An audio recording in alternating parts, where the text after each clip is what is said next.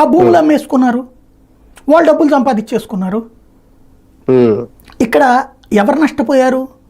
ఆ రైతు నష్టపోయాడు. లాభపడింది ఎవరు? ప్రైవేటు వ్యక్తులు. మరి ప్రభుత్వ సొమ్ము ప్రైవేట్కి ఎట్ట దారాదత్తం చేసావు? ప్రభుత్వం చేతిలో చట్టం ఉంది, చేసేసారు అంతే. Simple logic. రెండవది, మీకు అప్పట్లో స్పోర్ట్స్ జరిగినాయి హైదరాబాద్లో, గచ్చిబౌలి ఏరియాలో. గచ్చిబౌలి డెవలప్ అయింది అట్లాగే స్పోర్ట్స్ స్టేడియాలతో పాటుగా ఆ ప్రాంతంలో అపార్ట్మెంట్లు అవన్నీ కట్టారు. వీళ్ళు వచ్చిన వాళ్ళకి ఆటగాళ్ళందరికీ ఉండటానికి అవన్నీ కూడా. అవన్నీ ఎంత కమ్మేశారండి? ఏమైనా వేల వేసి అమ్మారా? ఒకసారి చెక్ చేయండి. 6 లక్షలకి 7 లక్షలకి. ఇవాళ అక్కడ ఎంత 2 కోట్లు 3 కోట్లు ఉంటుంది. ఎవరికి ఇచ్చేసారు? అయ్యి మన వాళ్ళకి ఇచ్చేసుకున్నారు.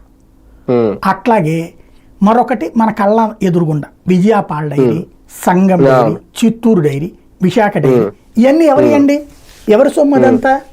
ప్రైవేట్ వాళ్ళ సొమ్మే కదా, పబ్లిక్ సొమ్ము కదా. వాళ్ళందరూ రూపాయితో పెట్టినటువంటివే కదా. ఆస్తులు కూడా ఉన్నాయి కదా. మరి ఆస్తులు ఉన్నప్పుడు దాంట్లో జీతాలు ఇవ్వలేని పరిస్థితి వచ్చింది, కష్టాల్లో ఉన్నాయని కొంతకాలం పాటు హడావిడి చేస్తారు. ఇప్పుడు విశాఖ స్టీల్ ప్లాంట్ అమ్మేయడానికి ఎట్లాంటి గేమ్ ఆడుతున్నారు అట్లాగే.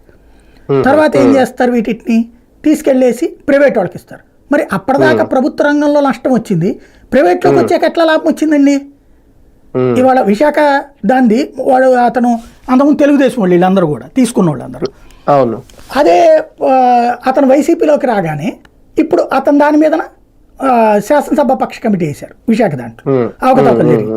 మరి అదే సంగం డైరీ మీద జగన్ వేస్తే